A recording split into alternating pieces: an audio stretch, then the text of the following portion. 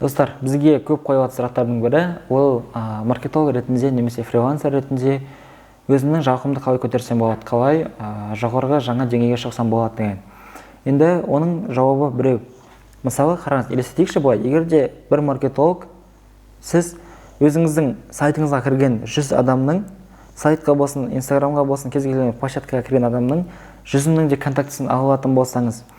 Екінші жағдай, таныс емес тауар, мысалға таныс емес бренд, таныс емес бір енді пайда болып жатқан, енді құрастырылып шыққан бір компанияны таныстыру жағынан ең оңай жолды білсеңіз, клиенттің сенімділігін арттыра алсаңыз, яғни клиенттің сол бизнеске деген ойын жақсы жағынан көрсете алсаңыз, рассылка жібере алсаңыз, кез келген уақытта, кез келген өзіңізде бар базамен дұрыс жұмыс жасай алып, және де дұрыс анализ жасап отыра алатын болсаңыз, онда сіздің шынымен де қазірге қарағанда жалақыңыз көтеріледі.